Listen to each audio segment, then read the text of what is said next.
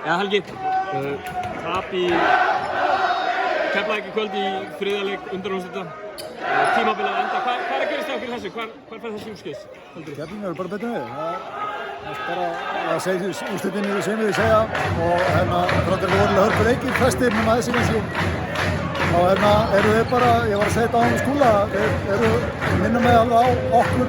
Fyrir nokkrum árum voru við svo hrikalega rútineraðir, alltaf undir kontról og það skiptir ykkur máli fyrir að maður finna þegar leikirnir eru jafnir, þeir eru bara öryggir á sínu og bara executa og þá eru þeir alltaf í góðum sensorinn og ég bara minnst þetta ótrúlega flott.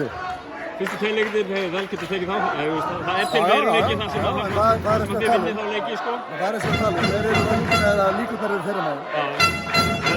Vonbrigði að þessi leikur hafi kannski ekki verið meira close í lokin eins og hinn í kvöldi? Já, ég er bara mjög ósáttur hvernig við spilum í kvöld, komum út alveg bara frekar litlir fannst mér og eitthvað hikandi og eða þá yfirspenntir og einhvern veginn, þú veist, þetta er bara ekki þessi káist í stöðum, það kom eitthvað svo lítið út, þannig að já, ég er bara mjög ósáttur með leikinn. Þetta er fyrsta serían sem að KR tapar síðan ára 2013.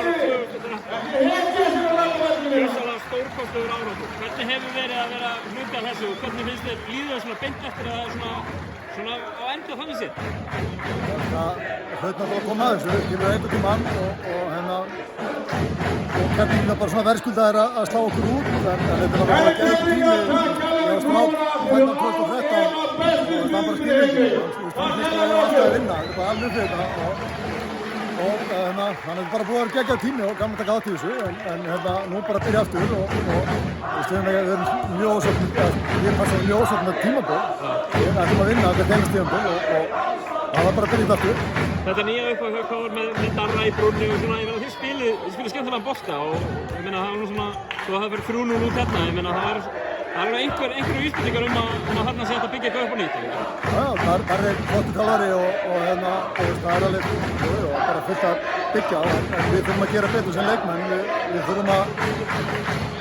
þurfum að bara vera rútínulegar og flottara lið, við vorum svona góðinni brotningi undir smá pressu og mér fannst við koma svona, ég segi ekki brotna en við vorum nálægt því.